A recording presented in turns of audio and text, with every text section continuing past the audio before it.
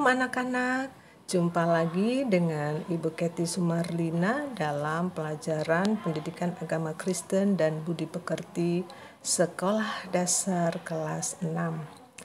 Baik, sebelum kita belajar, kita berdoa terlebih dahulu. Bersama-sama kita berdoa. Tuhan Yesus yang baik, terima kasih untuk kekuatan, kesehatan, perlindungan, dan kasih Tuhan kepada kami sekalian. Berkatilah bangsa negara kami Tuhan, juga keluarga kami. Kami akan belajar, Tuhan menolong kami.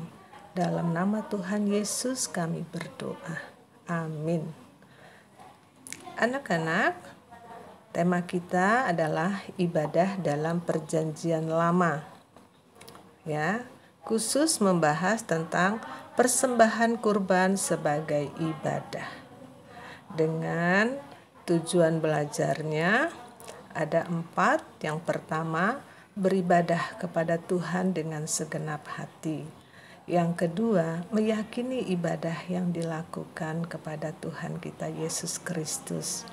Yang ketiga, menjelaskan arti ibadah dan bentuk ibadah dalam Perjanjian Lama.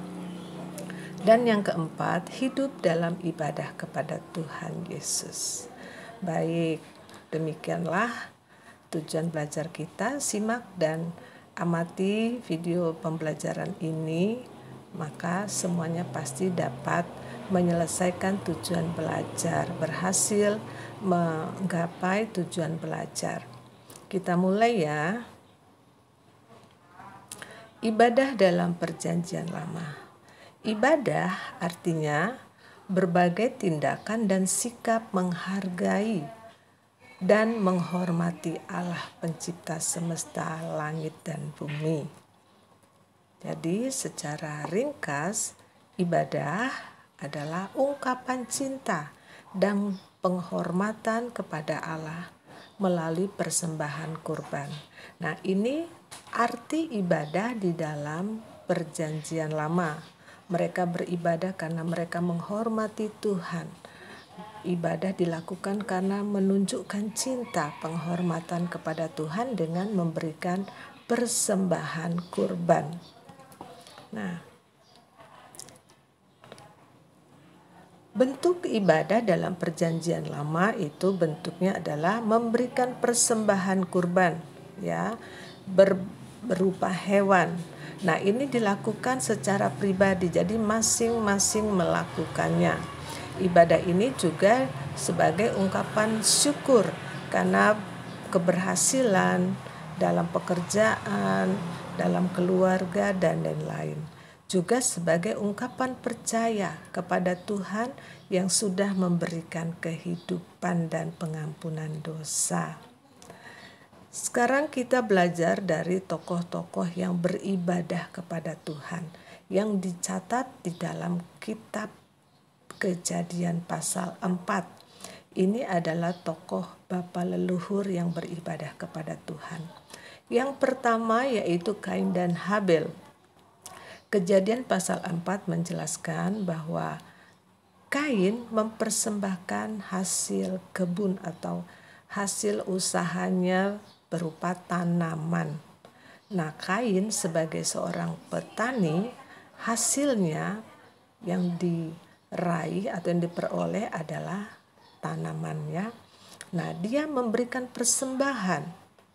Namun, Kain mempersembahkannya itu dengan hati yang ragu, dengan rasa enggan, ya, tidak bersyukur, tidak melakukannya dengan tulus hati, sehingga persembahan Kain ditolak oleh Tuhan. Berbeda dengan Habel. Habel seorang peternak mempersembahkan domba terbaik. Nah, kita lihat sikap hati daripada Habel. Habel melakukannya dengan bersyukur.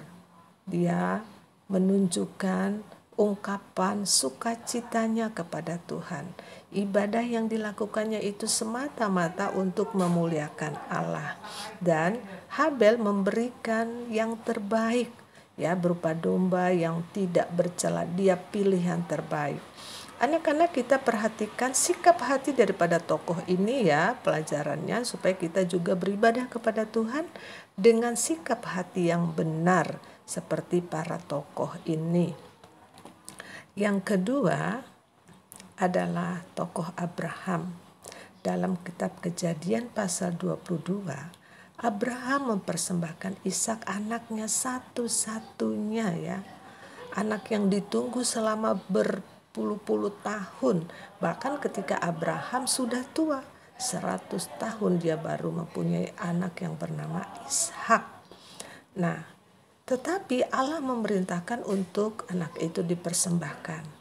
Kita lihat ketika Tuhan menginginkan ibadah, mempersembahkan satu-satunya milik kita, kita lihat sikap hati Abraham. Dia percaya, dia beribadah dengan mempersembahkan kurban tadi, dengan sikap hati yang percaya. Abraham menunjukkan, menyatakan kesetiaannya kepada Tuhan. Abraham beribadah kepada Tuhan bukan karena menginginkan sesuatu, tetapi dia menunjukkan ketaatan kepada Tuhan. Sikap hati inilah yang harus kita ikuti saat kita beribadah kepada Tuhan, yaitu percaya, menyatakan kesetiaan, kemudian bukan karena menginginkan sesuatu dari Tuhan, dan juga untuk menunjukkan ketaatan kita kepada Tuhan. Kemudian selanjutnya tokoh yang berikutnya adalah Yakub. Kitab Kejadian pasal 31, Yakub mempersembahkan kurban sembelihan berupa lembu dan kambing.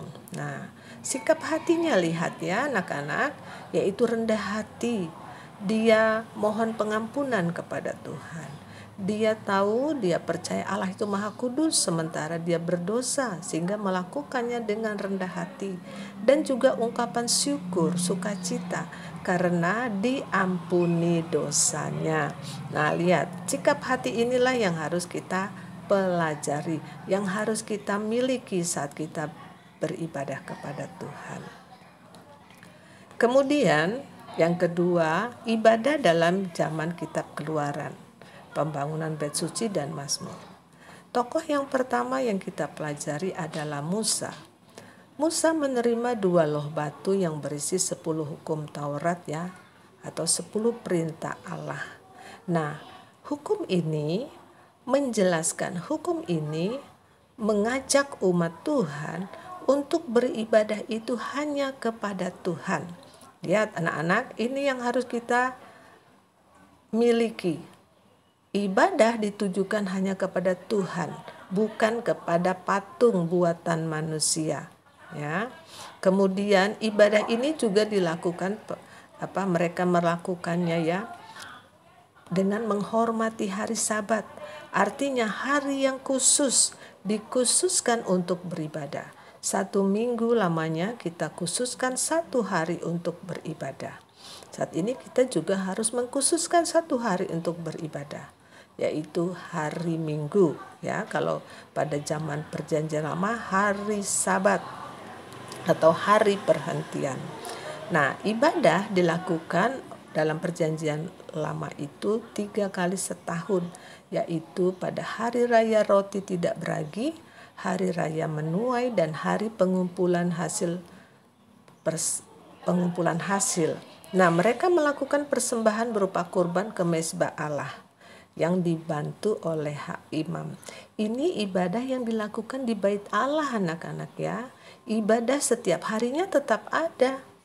Ini yang harus pergi ke kota Yerusalem. Ini sekarang disebut kota Yerusalem.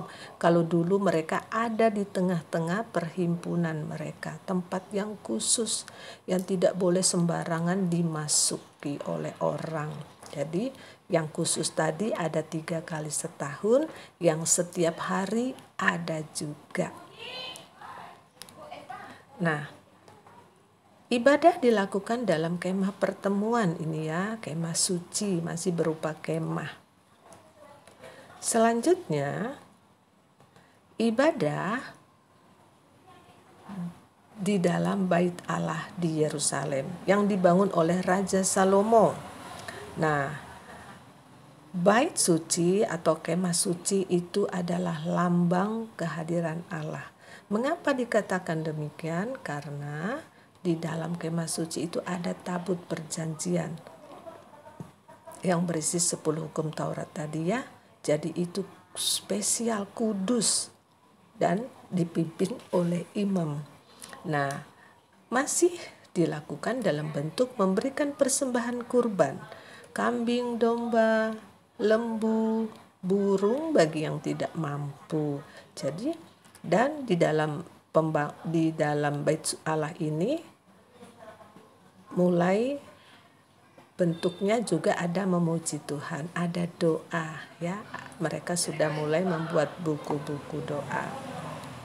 Kesimpulannya, ibadah ditujukan hanya kepada Allah pencipta semesta. Sikap hati dan tindakan dalam ibadah PL, nah ini harus kita milikin ya. Memberikan kurban terbaik, ikhlas, rendah hati, penuh hormat atas kekudusan Allah. Kemudian mempersembahkan yang terbaik dari hidup kita. Yang ketiga, wujud syukur atas kehidupan dan pengampunan oleh Tuhan Allah.